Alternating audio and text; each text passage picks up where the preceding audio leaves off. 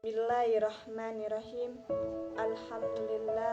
Alhamdulillahillazi hadana lihaza wa ma kunna linahtadi. Asyhadu an la ilaha illallah wa asyhadu anna Muhammadan abduhu wa rasuluh. Bismillahirrahmanirrahim. Pada kesempatan hari ini saya Trihartini dari kelompok 11 akan membahas makalah mengenai judul Manajemen Pondok Pesantren dalam Menjawab Tantangan Modernitas. Pesantren merupakan salah satu lembaga pendidikan tertua di Indonesia. Pesantren memiliki kontribusi dalam mewarnai perjalanan sejarah bangsa ini. Kontribusi ini tidak hanya berkaitan tentang aspek pendidikan, melainkan juga berkaitan tentang bidang-bidang lainnya dalam skala luas.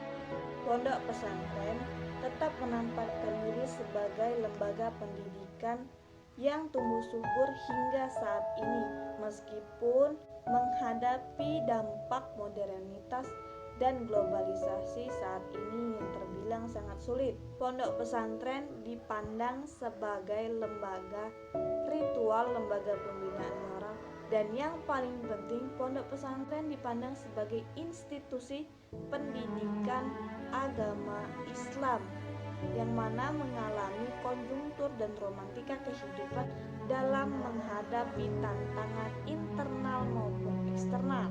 Proses pengembangan manajemen lembaga pendidikan Islam bisa dilakukan dengan menerapkan POAC atau Planning, Organizing, Actuating, dan Controlling.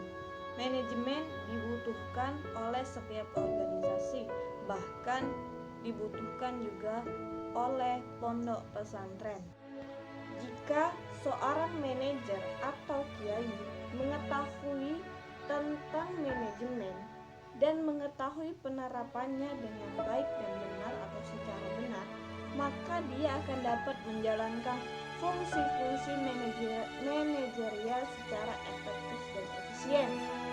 Adapun yang dilakukan untuk menjawab tantangan modernitas yang dilakukan oleh pondok pesantren Lirboyo dan pondok pesantren Al-Falah di Kota Kediri, yang pertama yaitu dengan melakukan proses manajemen kepemimpinan yang secara personal kemudian dirubah menjadi secara kolektif, di mana sistem atau proses manajemen kepemimpinan secara kolektif itu lebih demokratis dan cenderung tidak kaku karena menerapkan fungsi organizing dalam menentukan sebuah kebijakan.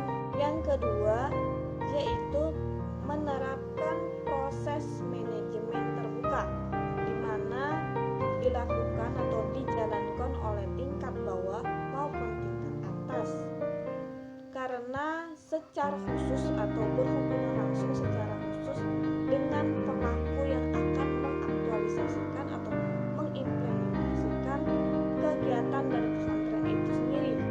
Kemudian yang ketiga yaitu menerapkan fungsi actuating, di mana terbukti dari meskipun pondok pesantren ini sangat jauh jaraknya dengan pondok pesantren induk, di mana para pengurus akan selalu melakukan kontribusi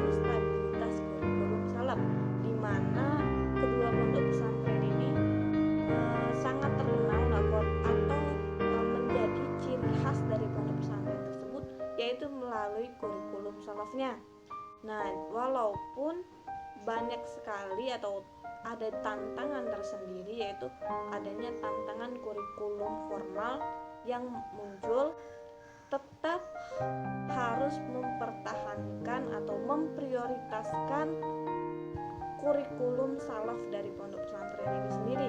Inilah pemaparan makalah yang bisa saya sampaikan. Lebih dan